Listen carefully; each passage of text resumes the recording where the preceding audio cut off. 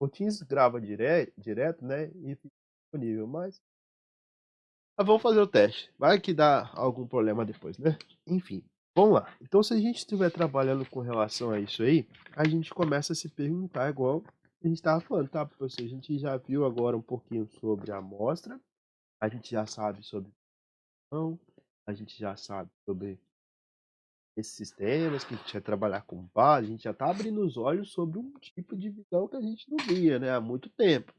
Mas existem aí os tipos de variáveis diferentes para estudo, isso também é ponderado. Eu não adianta tratar uma variável que ela é nominal, uma variável que ela é qualitativa, da mesma forma que uma variável que ela é quantitativa. Então a gente precisa de relembrar esses nomezinhos também, até mesmo com métrica de avaliação, né. Como que eu vou ponderar é algo que é quantificado, né, por número, ou algo que é quantificado apenas com uma avaliação genérica, né, apenas com um conceito. Eu tenho que saber diferenciar essas representações. A primeira coisa que eu tenho que relembrar, então, é que a gente tem 2 básicos variáveis, né, aquelas variáveis que podem ser qualitativas e as variáveis que podem ser quantitativas. As variáveis qualitativas, vocês bem sabem, são aquelas variáveis que podem ser representadas por meio de um nome, né, um nome, uma palavra, uma string, ou uma sequência de palavras, enfim, desde que essa variável, né, ela tenha um significado e possa ser um nome. Esse nome, ele pode ser classificado nessa ela pode ser classificada de 2 formas. Ou ela pode ser nominal, ou ela pode ser ordinal. Se vocês lembrarem aqui, ó, nominal, nome, lembra de nome? Nome cada um tem o seu, é totalmente diferente, né. Então, nome é individual, eu não tenho correlação entre os nomes, né, de uma pessoa e outra. Não sei lá em casa que a mãe não tinha criatividade, colocou Alan, Alana, Adam, se tivesse mais um, eu não sei o que ela ia fazer. Mas nominal, sempre lembra da ideia de não ter correlação, são nomes. Se a gente colocar aqui a ideia agora de, né, se eu abrir aqui, eu faço assim, ó, cor, pensa numa cor. Ah, cor. Aí um poderia pensar amarelo, outro poderia pensar azul, outro poderia pensar verde, mas não tem uma correlação, não existe uma correlação. Ah, professor, cor não existe correlação. Cor é uma variável o quê? Uma variável qualitativa nominal, né? Mas uma variável qualitativa cor, nesse jeito que está aqui, ela é nominal. Mas se porventura a gente fizesse assim, ó, eu quero avaliar um tempo de processamento de uma ferramenta, e aí esses tempos eles vão ser avaliados por escalas de cor, escalas de cores. Aí você coloca lá, ó, para o resultado, né? Vou colocar aqui um R de resultado, né? Resulte. O resultado menor ou igual a, sei lá, 20 nanos Nzinho segundos, a gente vai ter uma escala azul, tá, para o resultado aqui, né, faço assim, ó, esse resultado agora, ele é superior a 20, né, só superior a 20, e ele é inferior a, aqui, 200 nanosegundos. Aqui você coloca verde. Aí você continua essa escala aqui, né, vai chegar um momento que a sua cor aqui vai ser vermelho. E aí o vermelho quer dizer, né, que o processamento está muito alto, o tempo está muito alto. A variável cor, ela continua sendo nominal, mas a variável escala de cor, ela tem uma ordem, né, o azul vem antes do verde, que vem vermelho, assim, vem antes do vermelho, assim por diante. Então as variáveis que são ordinais, né, as variáveis da grandeza qualitativa ordinal, se lembra do ordem, O-R-D, ordem. Então se a gente falar assim o nome bom, o processamento foi bom. A gente sabe que o bom é melhor que o péssimo, né, melhor que o regular. É bom? Ok. Agora se porventura falar e fala assim: "Olha, eh, eu estou trabalhando com uma base que ela é boa, numa faixa de 10, ela é ótima de 10 a 15, que ela é excelente de 15 a 20". Eu estou colocando um número para essa. Então algumas circunstâncias, né, principalmente, a gente também pode trabalhar com uma variável que vem a ser quantitativa. Aí, porventura, a variável quantitativa ela se difere em duas classes distintas. A variável que ela é discreta, é aquela variável que não pode ser quebrada, né, fracionada, vocês bem sabem, a variável que é contínua, que é aquela variável que pode ser representada por um número real. Não vou ficar perdendo muito tempo, né? Até porque todos já devem ter visto isso muitas vezes. Mas eu queria deixar bem claro que para cada tipo de variável, vou ter um procedimento de avaliação. Esse tópico que a gente quer tomar. O tópico que eu vou avaliar, por exemplo, uma variável que ela é quantitativa, eu consigo expressar com médias, que eu consigo expressar com variâncias, ponderar aí N formas, é ótimo, é mil maravilhas, né? Eu consigo, de fato, ponderar aquilo ali, vai me trazer um resultado. Agora, quando a gente trabalha com uma variável que ela é qualitativa, às vezes tem que manipular essa variável para a gente transformar em número e a gente conseguir, né, trazer um resultado, um feedback aí para o significado dela. Não adianta nada a gente pensar aí que, por ter lá vários nomes, eu não consegui fazer nada com aquilo, né? Então, muitas vezes a gente pode fazer isso trabalhando de forma a trazer esses resultados. Que, por exemplo, pensa aí, eu tenho 4 dispositivos. Dispositivo A, processa segmento, né? Tem um tempo aí, quanto ao processamento. Dispositivo B tem outro tempo. Se a gente fizer 10 testes com relação a esses, de ter como trabalhar para poder, de fato, padronizar isso aí e trazer esses resultados. Então, existe uma coisa que a gente chama de uma coisa, né, uma representação, que a gente chama de distribuição de frequência. Distribuição de frequência, ela consegue sintetizar para a gente um conjunto de dados. E é isso que a gente vai começar a trabalhar em representação a isso. Olha, se a gente estivesse trabalhando, né, de fato aí com o processamento de informações para uma operação qualquer, né? E aí a gente tem aqui, ó, que o processamento, hora foi feito por A, hora foi feita por B, hora foi feita por C, hora foi feita por D. A frequência desses processamentos executados, a gente sabe que A foi executado, né? Foi o elemento que de fato executou aí 29 operações. B, 13 operações. C, 3 operações. D, 51 operações. Quando a gente trabalha com elementos que a gente pode classificar em categorias, muitas vezes a gente começa a definir o que a gente vai chamar de tabela e de sequência ou tabela que resume esse conjunto de dados. E aí, para poder simplificar esse exercício, né, essa ideia, trouxe um exercício para a gente fazer juntos, porque eu acredito que principalmente essas coisas que são de cálculos assim, a gente pode definir sem ficar muito preso só nos nomes que a gente vai fazendo. E aí uma forma de sintetizar esses dados é a gente apresentar isso na forma de abrir aqui. Tá? Aqui. Ó, não, é esse aqui. Agora, esse daqui. Ó. É, eu tenho aqui um exemplo, né? Aí eu tenho aqui ó, o tempo e média para execução de uma aplicação. Como eu posso imaginar aqui, tem várias aplicações e cada um desses elementos aí são tempos médios, né? Quando eu olho para isso aqui assim, ó, 101, 6, 105. Ah, vamos imaginar que isso aqui tem segundos. Enfim, quando eu olho para esse tipo, eu não consigo ter uma ideia, uma margem de como que isso aqui está definido em tempos. Eu sei que eu tenho aí 6 elementos, né, de tempo igual a 88 segundos. Mas qual que é o percentual de tempo que foi processado com 88 segundos? Qual que é o percentual de tempo que foi processado acima de 46 segundos, acima de 37 segundos, assim por diante? Ou imagina que esse conjunto de elementos aqui, ó, fosse o apanhado de um resultado de um processamento feito por alguma circunstância, e a gente não tem aqui só 50 números, 30 números, a gente tem aí 200 números, 300. Como que a gente faria para poder organizar isso aqui de forma a deixar tudo bem alinhadinho?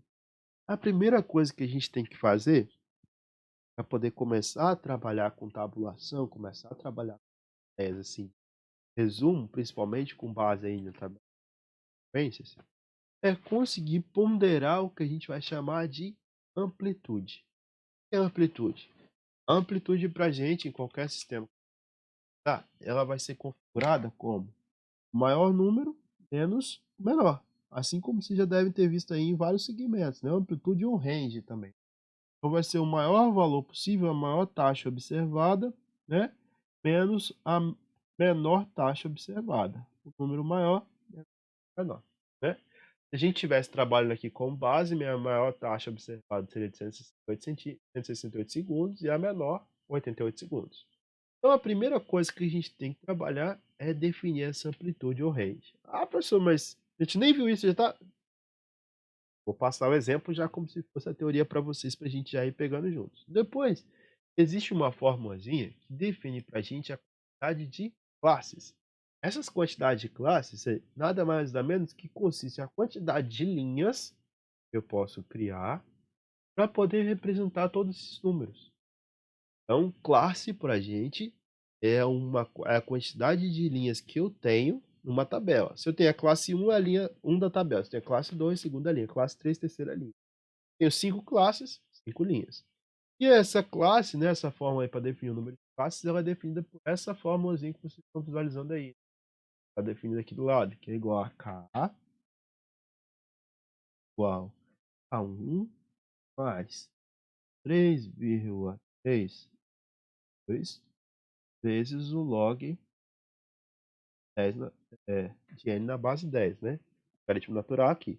Então, quando eu olho para isso aqui, né, eu já fico confuso. Pô, professor, mas o que é esse n aí? Tá nesse meio desse log, não vejo log há um tempo. Que merda é essa que você está falando aí? Começou falando de amostra, agora você está falando de... Vamos lá. Esse n aqui pra gente é aquele total. Total de elementos que eu tenho. Ah, eu quero avaliar 60 operações, quero avaliar 200 operações. Isso aqui vai ser pra gente o total. Total de amostras que você tem, o total de dados. Então, n é sempre o total. Basta você pegar o total, substituir do lado n e tirar o log desse total. Ficar 3 ou 22, 3 ou 3, 2, 2 e somar mais 1. Né? Depois, o que eu tenho que fazer? Ó, definir o tamanho de cada classe. Né? W, o que vai ser o W? Diminuir a amplitude pelo número de classes K que eu acabei de achar aqui. Então, eu venho aqui e falo, olha, além de fazer isso, o que eu tenho que fazer? Definir um W. Então, W, pegar a amplitude que eu defini lá em cima, por que é K, K é o total de classes que eu tenho. Né? Vamos fazer isso junto para a gente entender. Beleza, vamos lá, professor. Eu tenho aqui o maior número e o menor número, né? Qual que é o maior número? 8. Qual que é o menor número? 8. Eu defini, então, qual que vai ser a amplitude aí da minha representação dos dados que eu tenho. O que que eu faço? 168 menos 8. Deu quanto? 80.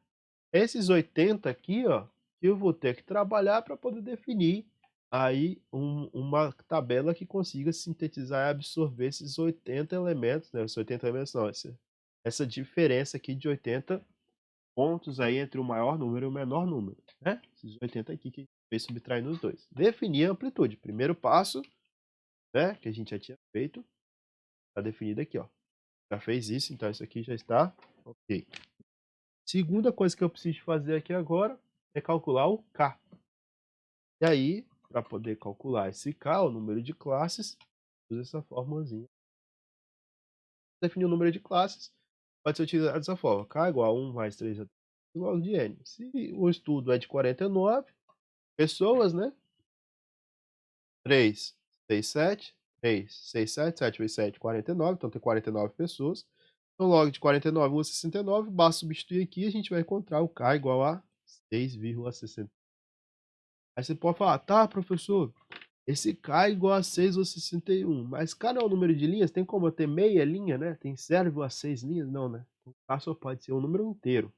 Então, pra gente aqui, ó, se o K é igual a 6 ou 61, isso indica que o nosso K deverá ser igual a 7. Por quê? Porque eu preciso de colocar um inteiro aí positivo, né? Para poder colocar isso aí como base. Então, tem aqui mais 7. Ah, e por que não 6, né? Por que 7? Por que não 6? Ah, se aqui fosse 6,02, eu poderia colocar 6? Não. Pense o seguinte, o K, ele vai trazer para a gente a quantidade de linhas necessárias para eu conseguir cobrir todo o espaço de números analisados. Se eu colocar 6 e não 7, pode ser que a gente perca 3 números, pode ser que a gente perca 2 números e por diante. Então tem que tomar cuidado, é sempre arredonda para cima, né? Eu pego o primeiro inteiro positivo maior do que o número que está analisando. Depois que eu defini o K, né, esse K é igual a 7 aqui como base, o que eu tenho que fazer? Definir o tamanho de cada classe, o W. O que a gente faz? Divide, então, a amplitude que a gente tem, o K. A amplitude a gente viu que é 80, o K a gente viu que é 7. Então, eu faço aqui 80 por 7. Então, 80 dividido por 7, 11,42. Eu fui fazendo passo a passo e depois eu vou disponibilizar para vocês também isso aqui, né? Aí aqueles que não tiverem na aula, aqueles que ficarem com alguma dúvida, só vão seguindo para poder ter as orientações. E fui escrevendo como se a gente estivesse debatendo, né? Então, 80 dividido por 7, 11,42. 11,42 é o tamanho de cada classe que eu vou ter. Aqui a gente abre um aspas, né? E vamos fazer um debate em relação a isso. Se a gente estivesse trabalhando o tempo, por exemplo, em microsegundos, né? Estivesse trabalhando em microsegundos, na escala de microsegundos. Se a gente estivesse trabalhando em microsegundos, isso aqui seria uma abordagem. Se a gente fosse trabalhar em nanosegundos, por exemplo, seria uma outra abordagem, porque a gente ia dar 3 casas para vírgula para lá, né? Então a gente teria um número muito maior. Então, dependendo da escala que você esteja trabalhando, vale a pena você arredondar, tá? Se eu tivesse trabalhando, por exemplo, a altura, eu não ia conseguir arredondar de 1,60 para 2, né, metros, mas se a gente tivesse em centímetros, eu poderia. Então, sempre leve o bom senso para definir de quanto você vai andar com o W, né? O W aqui pode ser ou arredondado ou não, poderia usar 11,42 também, mas esse exemplo aqui, para ficar mais fácil, a gente colocou 12. Em alguns momentos, em algumas situações, não cabe o arredondamento, porque os milésimos ali são muito importantes para a gente, de fato, definir linha a linha. Então, vai sempre ter uma representação um pouco mais diferenciada quanto a cada caso que a gente estiver estudando. Só para o W, o K não, o K sempre maior valor positivo. Como que a gente vai começar a montar essa tabela? Primeira coisa que a gente vai fazer, pegar o menor número possível.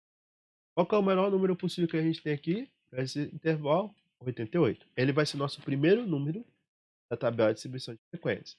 Então, eu coloco lá, ó, 88, primeiro número.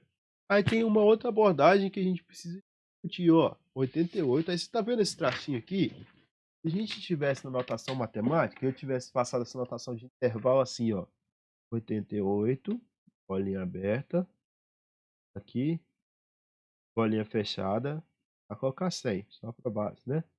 88 e 100. O que queria dizer isso aqui? Eu estou contabilizando todos os números que vão de 88 até 100, incluindo 100 e excluindo quem? 88. Se eu fizesse de forma contrária, né? 88, bolinha fechada, bolinha aberta, todos os números que vão de 88 até 100, incluindo 88 e excluindo quem? O 100. Então, 99 entra nesse espaço, mas o 100 não entra, né? Todo mundo. Então, na base que a gente tem de representados, existe uma outra notação, que é essa barra, sim, e a ausência dela. Então, ó, a barra, sim, é a bolinha fechada, é o inclusive, né? Então, ó, são todos os números que vão de 88 até 100, inclusive o 88, exclusive o 100. A ausência da barrinha é bolinha fechada, tá? Então, vamos lá. Ó, coloquei aqui, ó, a primeira linha vai do primeiro número, 88, e a gente viu qual que é o tamanho de cada classe. Qual que é o tamanho de cada classe? W, que é quanto? 12. Então, 88 mais 12 dá quanto? 100. Então, eu vou somar 88 mais 12. Vai ficar 88 mais 12, 100. A segunda linha, quanto que vai ter? Aqui vai para 100. Aí a gente poderia fazer assim, né? Ó. Então a segunda linha vai ser de 101 até, né? Colocar um pipezinho aqui. Como eu digitei no Word, pessoal, não tem o tracinho direto aqui, tá? E eu tô com o teclado um pouco diferente do que eu queria. Outro. Tá de cima. O teclado é doidão. Pause.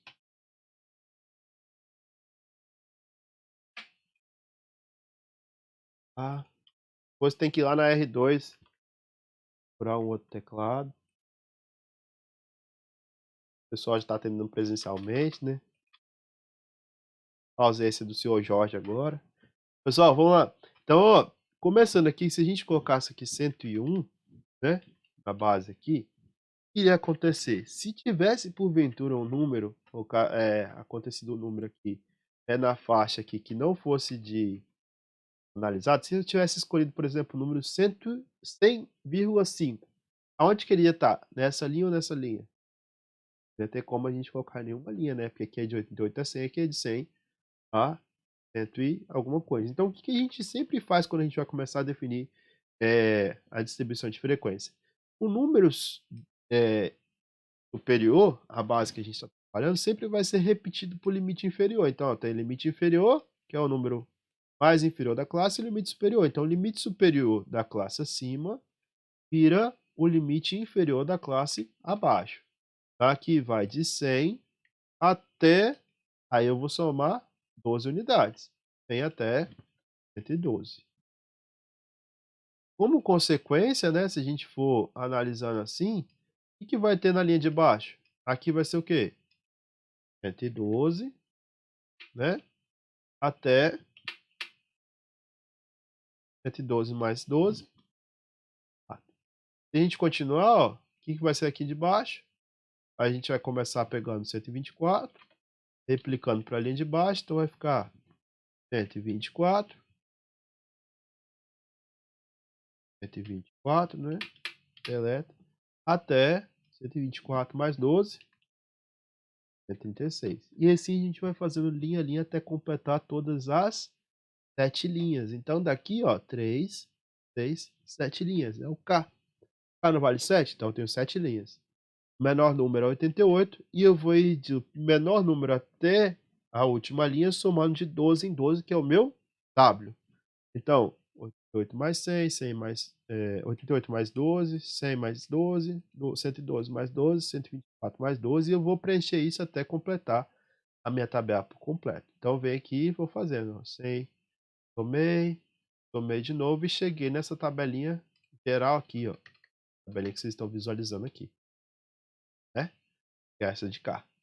Aí, essa tabela aqui já está montada. O que eu tenho que fazer agora para apresentar esses dados de forma a conseguir ponderar qualquer situação a respeito desses dados indicados aqui?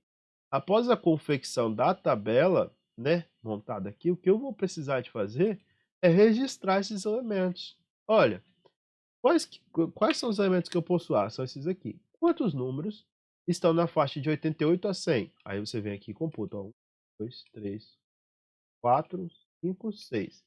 Você vai lá e vai colocar, né, os 6 números lá na sua tabela. Até coloquei aqui embaixo, ó, da cor, né, a cor pela tabela que vocês possuem, para deixar todo mundo tranquilo quanto à armação aqui do que eu queria dizer para vocês, né.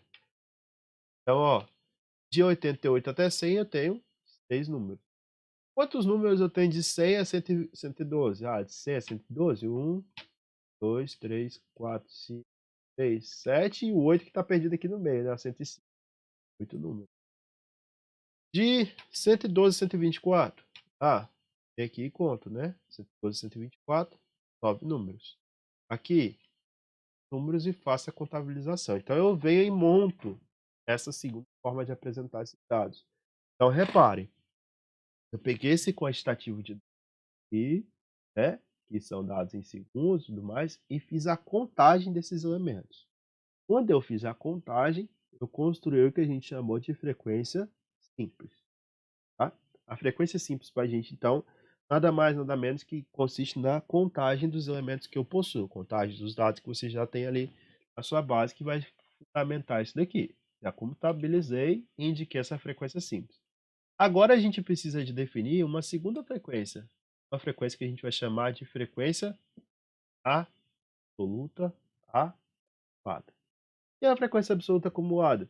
É justamente você analisar cada classe como se fosse um acúmulo. Olha para a primeira classe aqui, né? Se a gente estivesse trabalhando aqui com uma pilha, onde a gente fosse colocando várias camadas, né? A primeira camada que eu tenho aqui, quantas unidades eu tenho? 6. Passou, né? A primeira camada. Você vai para a segunda camada agora. O quanto mais foi empilhado? 6 mais quantas unidades? 8. Se eu fizer 6 mais 8, eu vou ter 14, né? Você vai somar, ó. Na terceira camada foi 14. Para da segunda camada fica 12. Na terceira camada eu empilhei mais 9. Então 14 mais 9 dá 6, dá 23, né? Ajudem aí, porque o dia inteiro processando esse trem. Então, 23, 6 mais... Isso. Quando eu vou para a próxima linha aqui, 3 mais 8 vai dar 31. Mais 8, mais 12, 31 mais 12, 43. Aí você vai somando, né? 43 mais 4, 47. E 47 mais 2, 49. Olha que bacana. Essa daqui é a minha frequência acumulada, tá?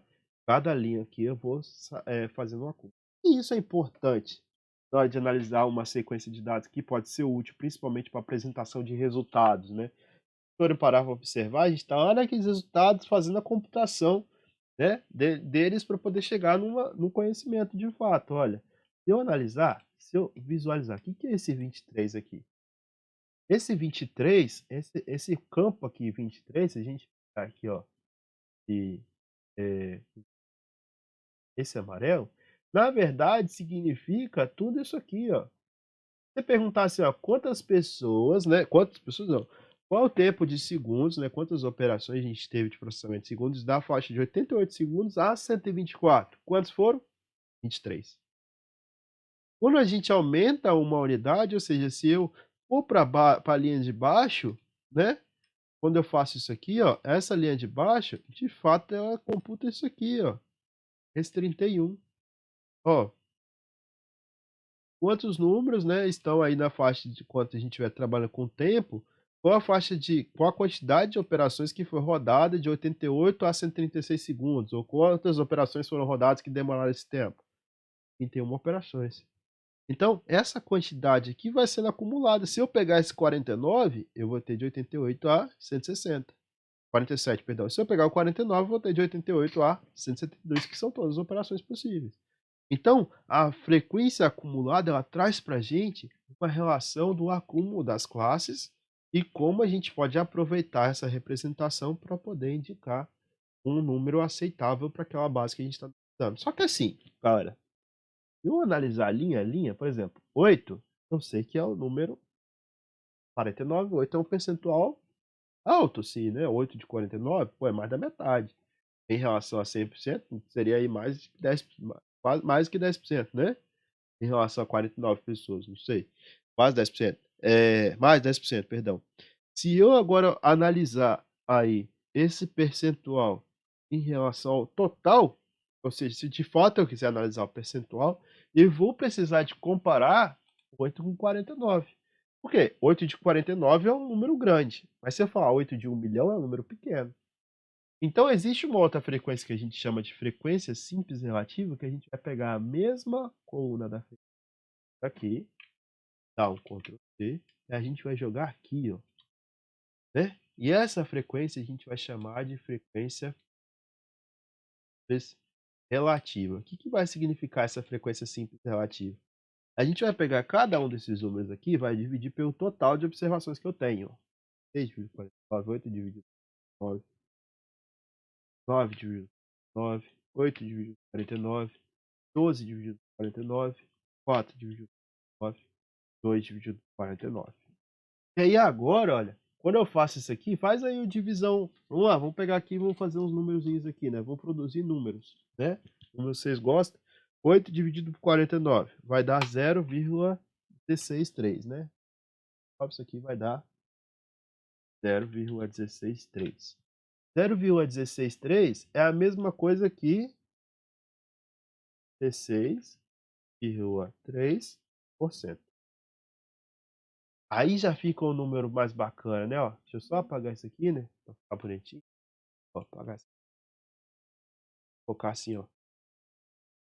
16,3, 0,3%. 6,3%. Fica legal, né? Ó, eu sei que nessa faixa aqui de operações eu tenho 16,3% das operações realizadas. Quando eu olho para cá agora, ó, esse coisa aqui, já vou ver uma faixa mais, uma outra faixa observada também, né? Então, se eu pegar 12 dividir por 49, eu vou ter 24,45%. E também é um número expressivo, ó, 24,45. Pô, aqui já é um número bem grande, né? 12 aqui, 24,45%. Então poderia falar que mais de 20% estão nessa faixa. Então, frequência relativa vai me dar o percentual individual de cada classe. Então, essa análise que eu estou fazendo. Esse percentual individual pode ser útil para N operações, né? N opções que a gente pode ter aí como base para poder, de fato, trazer esse resultado que a gente tem aí no final, no que a gente queira, de fato, observar, né? Ou analisar. Então, quando eu olho aqui, eu já tenho essa observação quanto à frequência simples, absoluta. Se eu for agora para a frequência acumulada, relativa, o que eu faço? Dou um Ctrl C nessa coluna aqui, dou um Ctrl V.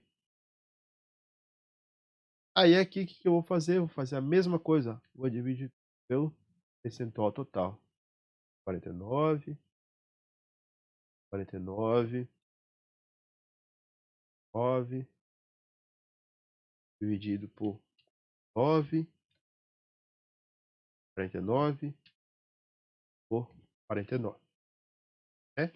Olha que interessante, né? Vamos pegar o mesmo número aqui, ó. 31 dividido por 49. Se eu fizer 31 dividido por 49, eu vou obter 0,6326. Então é a mesma coisa aqui, 63,6%. O que significa isso daqui? 63,26%. Significa que o resultado das operações que eu estou executando, né, possui aí, em 63% dos casos, estão na faixa de 88 a 36 segundos. Se eu descer um pouquinho mais, se eu olhar isso aqui, ó, 43 de 49, 43 dividido por 49, vai me dar 87,75. Então aqui já é 87, até mais expressivo. 87,75. Significa essa linha de baixo, né? De fato. Essa linha aqui, ó, vai mostrar pra gente esse percentual da inclusão dessa linha de baixo. Então, se eu pegar agora e analisar esse 87,65% aqui, que é o que a gente traz na frequência relativa acumulada, vai mostrar pra gente o percentual, né? Que existe um percentual de 87% do tempo da faixa de 88 a 148 segundos. 87% das operações processou aí de fato a, a atividade nessa faixa de tempo aí, que vai de 88 a 140 segundos.